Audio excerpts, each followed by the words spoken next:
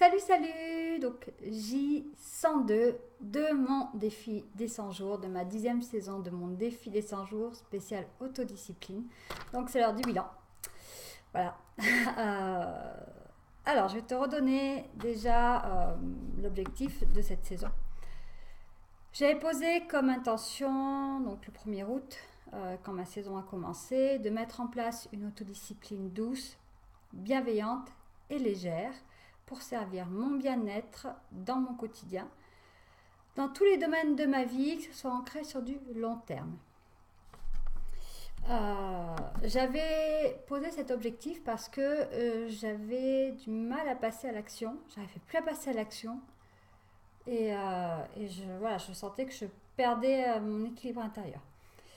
Alors déjà, est-ce que j'ai rempli mon objectif? Donc oui, au jour d'aujourd'hui, j'arrive à m'autodiscipliner pour passer à l'action vraiment de façon bienveillante, douce.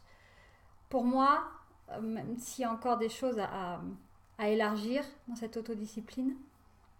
Donc oui, déjà, j'arrive à m'autodiscipliner. J'ai retrouvé mon équilibre. Pareil, même s'il est encore, je sens que c'est encore précaire, mais je me sens beaucoup plus équilibrée. Je vais moins sur Facebook, c'était aussi ce que j'avais posé, un petit peu entre deux. Je vais moins sur Facebook et j'arrive à me coucher plus tôt. J'ai repris une meilleure alimentation aussi. Et surtout, j'ai régulé mes horaires de travail, chose que je ne faisais pas avant. Voilà, ça je t'en parle après. Donc, je me suis déjà rendu compte que j'étais capable de m'autodiscipliner et ça c'est important. de se dire en fait je suis capable de faire ça. Donc déjà je me suis dit ok c'est bon, je suis capable. Donc ça m'a permis de me faire beaucoup plus confiance et de augmenter aussi ma valeur et mon estime de moi. Et qu'est-ce qui s'est passé aussi pendant cette saison? Les grands axes, 3 grands axes pour moi. Premièrement, c'est mon nouveau job avec Arnaud Rioux, avec je m'occupe de sa com. C'est un peu la surprise de ce défi. Faut savoir quand même que ce défi, je l'ai fait après un défi magie. Donc, le défi magie, il a été co-créé par Lilou Massé et Arnaud Rioux. Défi magie que j'avais arrêté parce que voilà, j'avais besoin de clôturer un cycle, etc. Je ne vais pas revenir dessus, mais donc j'ai trouvé ça au final assez cocasse. Voilà, c'était. Ensuite, un nouveau chéri qui est arrivé aussi. En même temps, j'ai commencé le job avec Arnaud le 1er septembre, nouveau chéri le 1er septembre aussi. Voilà. Et surtout, ce qui est vraiment ressorti de cette saison, c'est le fait de vraiment m'autoriser à dire que j'étais au final en burn-out parental. Et c'est le gros truc de cette saison parce que du coup, j'ai pu passer à l'action pour orienter un petit peu mon énergie. Donc, en début de saison, j'ai surtout fait un état des lieux de ce qui se passait, observer mon fonctionnement, observer la façon dont je passais à l'action, observer vers quoi je dirigeais mon énergie. Donc, c'est beaucoup de Facebook. Mes horaires de travail, un peu n'importe quoi. Je travaillais le soir quand je pouvais, bref. Quand j'avais mes enfants, hop, un quart d'heure par-ci, un quart d'heure par-là. Donc, voilà. Pas du tout, c'était tout mélangé. Je me couchais tard, mangeais mal, le sport, voilà, j'en faisais. D'ailleurs, je ne fais toujours pas beaucoup. Un état des lieux. Puis j'ai recommencé à repasser à l'action en douceur, vraiment de façon bienveillante. Ça s'est fait naturellement. En fait, j'ai refait ce que je savais faire avant. Je m'organise quand même très bien. Je suis quelqu'un qui est capable très bien de s'organiser dans le temps, moins dans l'espace. C'est un truc, mais dans le temps, j'arrive très bien à m'organiser. Et, au final, c'est ce que je faisais et ce que j'avais partagé dans ma formation Mampreneur Zen. Mais je l'ai refait en tirant moins sur la corde et de façon beaucoup plus douce. Je sens que je n'étais pas dans la même énergie. Ma maison est beaucoup plus rangée, même si c'est pas encore ça, parce qu'il manque de rangement dans cette maison aussi.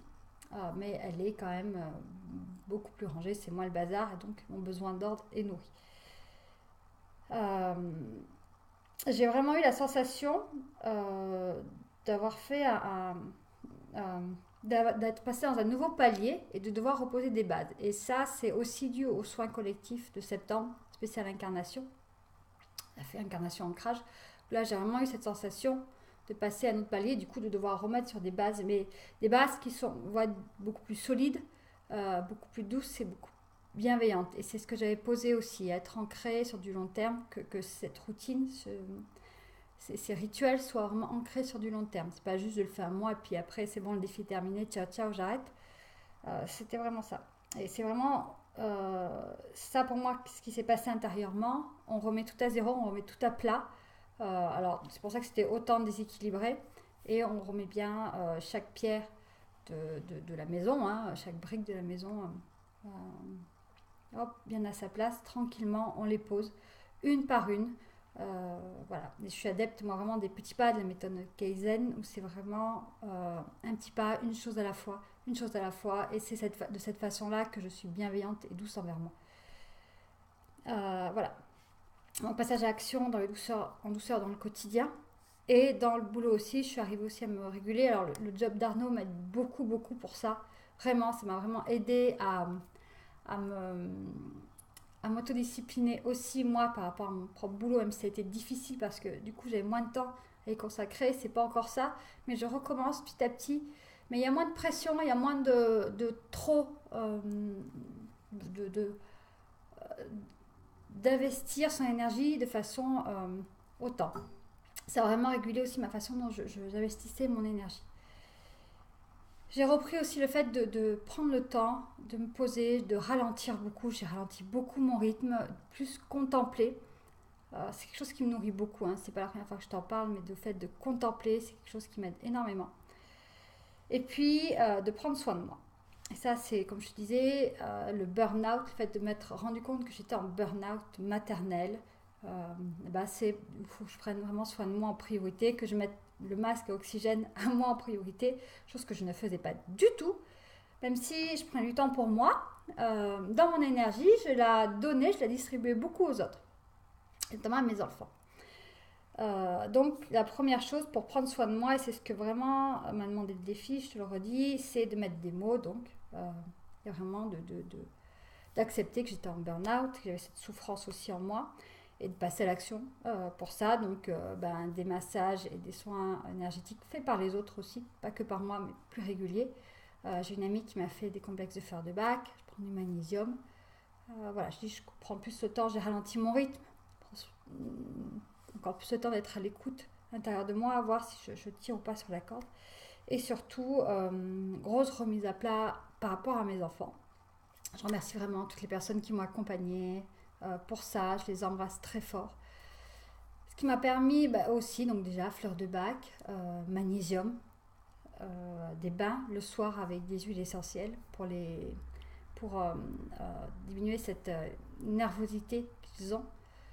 Une alimentation aussi, hein, j'avais repris à leur donner du gluten cet été, bon, question de budget tout simplement, mais et au final je me rends compte que là, en fait, ils en mangent à la cantine, mais en fait, le soir de ne pas en avoir, très peu de sucre, pas de gluten quand même, il y a une sacrée différence. Hein.